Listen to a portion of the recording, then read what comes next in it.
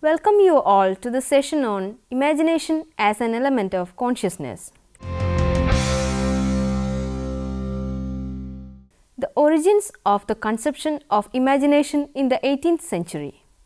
We have in previous units seen philosophical accounts rendered by different phenomenological thinkers on the structures of consciousness, the modes in which experience translates into knowledge, etc. A very significant move that emerged in the 18th century was the classification of knowledge into, broadly speaking, two systems. The two systems of knowledge were the natural sciences and humanities as made out by Immanuel Kant and others. The distinction between the two systems became a major point of enquiry for natural scientists and philosophers alike during the 18th and 19th centuries and was explained on the basis of several principles. Our concern here is not so much to explore the distinction between the two as to explore that element of consciousness that forms the basis of the humanities. Humanities is that stream of knowledge which includes literature, theatre, art, etc. as against the natural sciences, which consist of physics, chemistry, botany, astronomy, etc. The philosophical account that is provided here for the humanities is, in very modest ways, similar to Kant's account of Newtonian science in his Critique of Pure Reason. This exercise also has a larger resonance in our times because the humanities are increasingly being subjected to cutbacks in our universities. The reason given for such a poor treatment of humanities is, to some extent, the popular notion that it is not knowledge like the sciences. As responsible academics and students of philosophy, it is our duty to prove otherwise using the insights provided by philosophy. Like Kant, who asserts that the human understanding is the faculty of the mind upon which the natural science is founded, we will say that imagination is that human faculty from whose active functioning the humanities evolve. Again, imagination is not a silly thing as fancy or daydreams as we always have been taught to believe. The essential question we are asking is similar to Kant's, who inquired, if we assume that Euclidean geometry and Newtonian physics are the most reliable repositories of our knowledge about the world, what must be the structure of the human mind that could produce them? Our question can be framed thus: if we assume that such works as Hamlet, Oedipus Rex, Don Quixote are among the most brilliant repositories of poetry and human culture, what must be the structure of the human minds that could produce them? Classical philosophical and literary thought from Aristotle to Hume views the imagination as an accessory to knowledge. They consider it the link between perception and thought and as therefore subordinate to the two. Kant, however, in his third critique, reconsiders the role of imagination and points out essentially its creative rather than merely imitative or reproductive ability. Thus, the imagination produces ideas, arranges aspects of perception in a purposive and organic fashion and organizes our experience into an integrated and poetic whole. It is the source of the enterprise of humanities, just as the human understanding is the source of the enterprise of the sciences. Each of these faculties of the mind, that is imagination and understanding, is uniquely responsible for its own categories of thought, its concepts, its forms and its meanings. The modern theory of imagination begins with Immanuel Kant, one of the most brilliant philosophers of the 18th century, and finds its completion in the work of Ernst Cassirer, a remarkable German philosopher who died in 1945. In the Critique of Pure Reason, Kant notes that many scientific concepts are employed without being questioned by anyone, since experience is always available to confirm that there are existing objects which conform them. He adds that there are concepts like reality and illusion, destiny, fortune, fate, tragedy and peace, which although are universal in nature cannot be deducted like scientific laws, causality principles, etc. The matter of our knowledge in science is derived from the senses and its form from the ordering principles of knowledge such as quantity, quality and relation, which are all part of the body of knowledge called science. Fortune, fate, etc. are not to be found among these ordering principles, but belong to a completely different realm. They cannot be proved on the basis of experience and by using reason or explained in a rational manner like scientific phenomena. Although science makes the case that things and entities that cannot be proved using reason do not belong to the realm of knowledge, Kant states that reason and therefore science is not the be all and end all of knowledge. That there should be questions which our reason is fated to ask and equally fated never to answer says something interesting about the nature of our reason and its limitations in terms of contribution to scientific knowledge. Kant's dualism of reason and its contributions to the conception of imagination. To solve this problem, Kant posited reason as a two-sided entity. In other words, he propounded what we call the dualism of reason. He says we as human beings have metaphysical needs which no positivistic passion or scientific truths can overcome, because metaphysics is instinctive to the human mind just as memory is.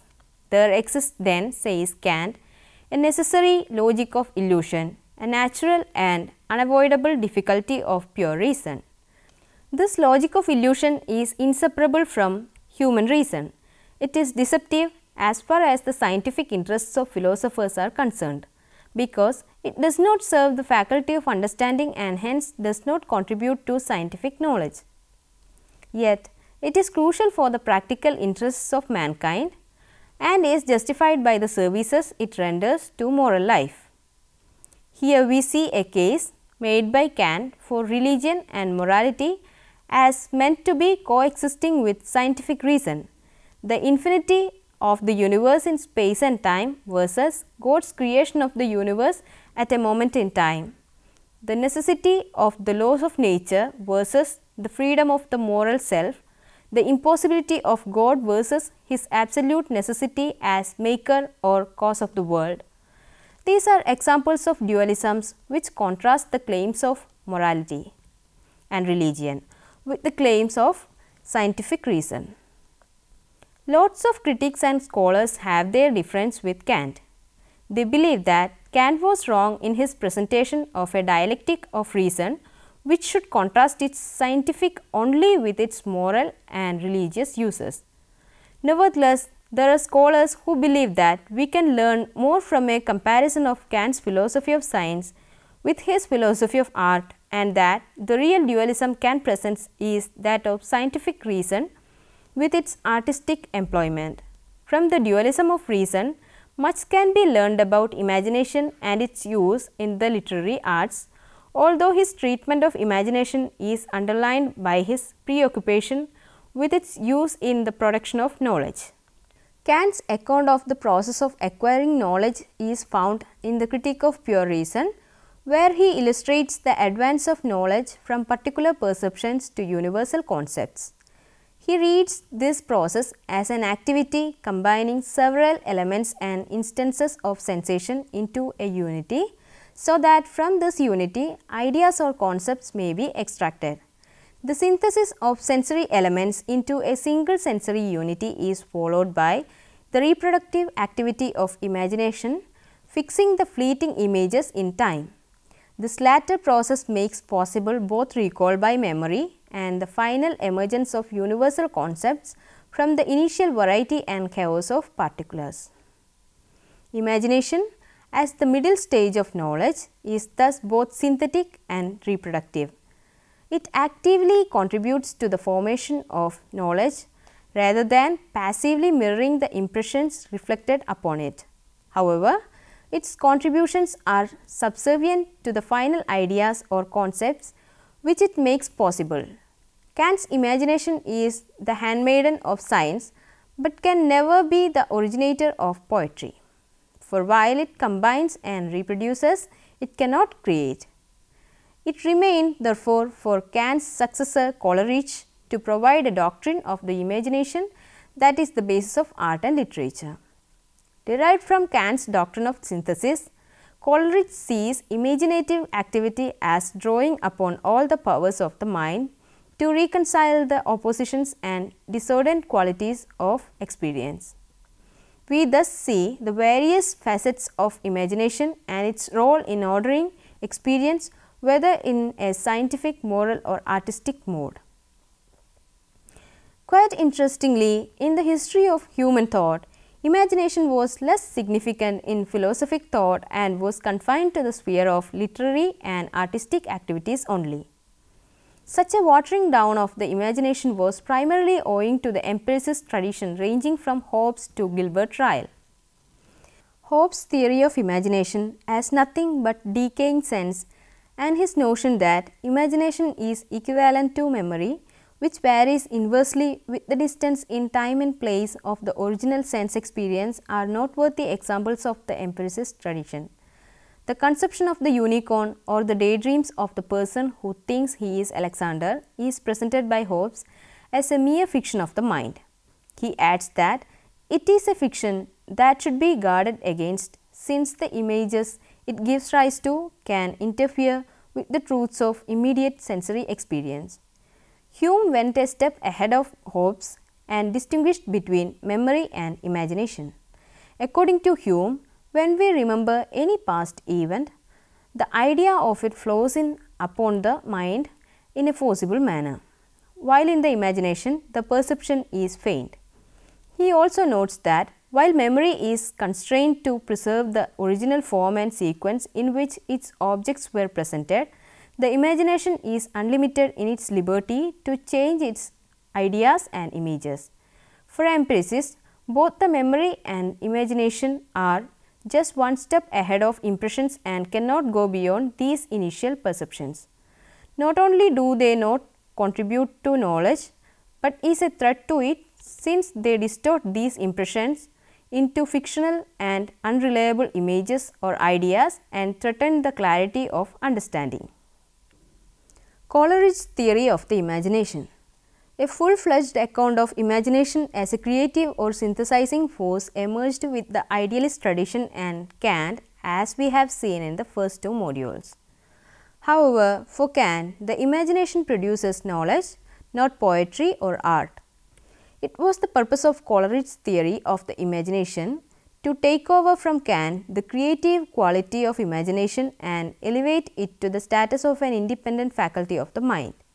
Samuel Taylor Coleridge, a contemporary of the great English poet William Wordsworth and a poet himself, put forward his distinction between the primary and secondary imaginations. The primary imagination is the living power and prime agent of all human perception. The secondary imagination is similar to the former in its terms of its agency, but coexists with and has a unique relationship with the conscious will. It dissolves, diffuses and dissipates in order to recreate and struggles to unify perceptions into a chain of events or a single concept. The essential quality of the secondary imagination is its plasticity. In order to have a sense of what Coleridge means by plasticity, we need to understand what he means by fancy. Fancy is just a mode of memory which can recreate sensations received in the course of our perceptual experiences. It is not constrained by the order of space and time. Fancy is manifest in these works of art where individual experiences are more or less seen in isolation or where the slice of life point of view prevails. But in whatever example of epic or drama is expressed, an integral view of life, the imagination is at work. This emphasis upon integration or organic unification is crucial to Coleridge's theory of poetry and literature. A work of art differs from a work of science in that it is meant for pleasure rather than for offering an immediate truth. However, it reveals a truth in the wholeness of its form, unlike bits and pieces of facts and laws offered by science. The artistic or imaginative power as such is dominated by the sense of wholeness. the artist brings the whole soul of man into activity with the subordination of its individual faculties to each other in accordance with the dignity of each of these faculties. The work of art brings a spirit of unity that blends these faculties after their subordination to each other by the synthetic or creative power of imagination. This is the inner truth of life and human existence that science can never hope to arrive at. The artist is constantly blending individual and disconnected experiences, while the ordinary man's experience is fragmented, irregular and chaotic. For the latter, the horn of a car and the smell of perfume in the street may be totally disconnected experiences, but in the mind of the artist, these experiences are always forming new wholes. From Coleridge onward, in philosophical tradition, the theory of imagination has become a theory of mental functioning in general, claiming even for the understanding the function of bringing into a single unity or wholeness, which Coleridge confined to the imagination alone. Some philosophers, especially in recent times, have gone to state that even invention, which is considered the height of knowledge by science, is simply another name for imagination. It is purpose assuming authority over the course of ideas and bringing such ideas together. It is a move towards wholeness. In other words, the larger idea is that the scientific logic at work in the scientist and the creative spirit at work in the artist are essentially the same. Cassirer's conception of the imagination as the basis of symbolic forms and the significance of the two to human existence. Throughout this discussion, we see theories that emphasize the two functional strands of the imagination. One is the scientific strand and the other the artistic strand. Two major questions that arise following this conclusion and to which we have not yet found answers are: what is the value of imagination in the latter sense, and why should there be an imagination that brings a sense of organic unity at all? These questions have been ignored by natural scientists and philosophers because the uses of imagination in its artistic and creative sense are not as easy to explain as the utility of the scientific or logical side of it. In this section, we will briefly address these questions and try to explore what the aesthetic side of imagination means for mankind at large. Imagination put to artistic or aesthetic use is best seen in metaphors and symbolic forms in art and literature. Creative imagination owes its origin to the emotional element in man, a desire, a want, a craving and an unsatisfied impulse. Religion, myth, legend, art and poetry all evolved from this impulse. It is in the leading figures of the German Romantic movement that we see this idea fully developed. A critique of reason in the 18th century was followed by the German Romantics' attempt to develop a philosophy of human culture in the 19th. Cassirer's called book, The Philosophy of Symbolic Forms, was an attempt, like Hegel's, to produce a kind of phenomenology of the human spirit. We will discuss more of Hegel and the phenomenology of the human spirit in a later unit. What is unique about Cassirer's treatment of symbolic forms, say myth, legend, poetry and art, is the recognition that they are permanent qualities of the human mentality.